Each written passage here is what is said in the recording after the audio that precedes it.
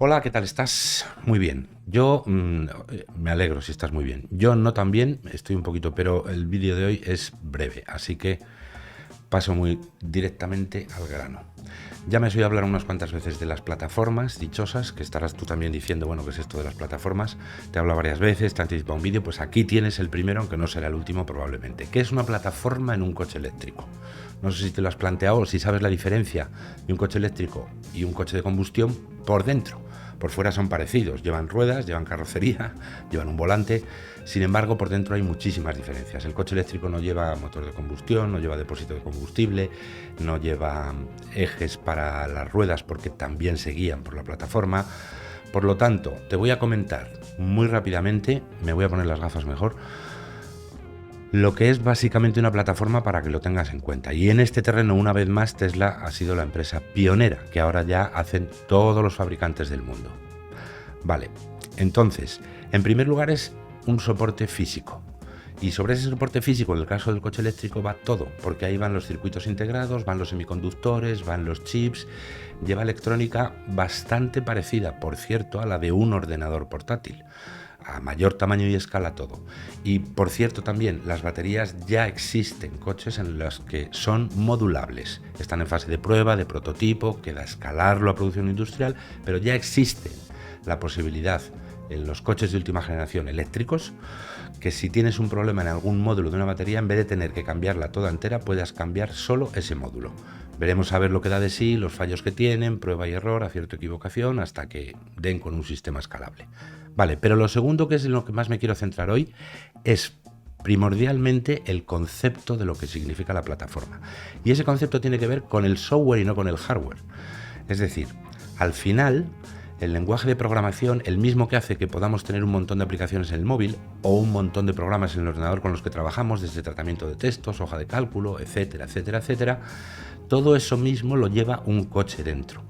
Necesita actualización igual que necesitan tus aplicaciones de móvil. La diferencia es que los fabricantes de coches nos van a cobrar por esas actualizaciones una cuota fija mensual. Ya veremos a ver cuando se estandarice el sistema en cuanto se traduce en dinerito contante y sonante, pero eso sí que va a ser una de las cosas a las que nos tendremos que acostumbrar con los coches eléctricos, ¿vale? Entonces, la plataforma de un coche eléctrico contiene, mientras ves estas imágenes tan estupendas, contiene también toda la energía de la batería. Y la plataforma también sostiene uno o dos motores eléctricos. Casi todos los fabricantes, en muchos de sus modelos, están sacando una versión con un motor y otra versión con dos motores. Más potencia con dos motores, más potencia o menos potencia, más autonomía o menos autonomía, más peso de batería, menos peso de batería. El peso de las baterías se ha reducido muchísimo, más de un 40%. Y dicen los fabricantes que todavía lo pueden reducir más a futuro. Vale, entonces en esa plataforma guiada por software es donde están todas las instrucciones de todo lo que tiene que hacer el coche. Desde ahí se controla todo. Lógicamente es electrónica.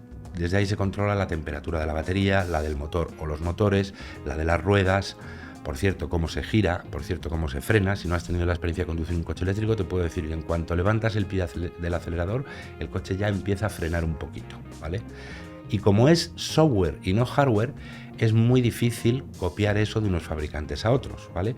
Los Tesla los han copiado todos los fabricantes en el hardware, porque las piezas, compras un coche, lo desmontas y ves todo lo que tiene.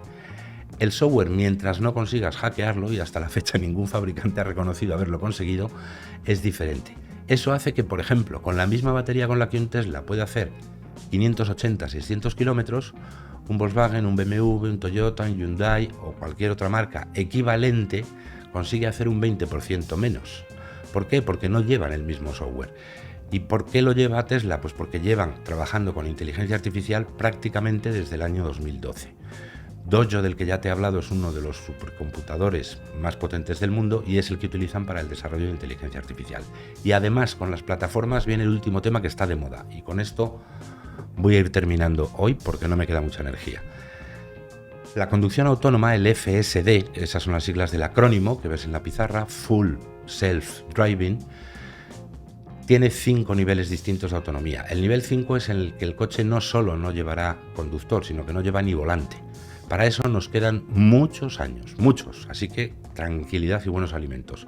Pero de lo que nos queda menos es de que vayan avanzando hasta el nivel 3 o el nivel 4, que permite unas cuantas funciones en unas carreteras, depende de los permisos. Bien, pues para que eso sea posible que funcione, y por cierto, también lo tiene Waymo. Waymo es una empresa que, como estás viendo en la pizarra, es filial de Alphabet, que es la casa matriz de Google y de YouTube, esta casa en la que me encuentro hablando contigo, y que se dedica a la investigación de conducción autónoma específicamente.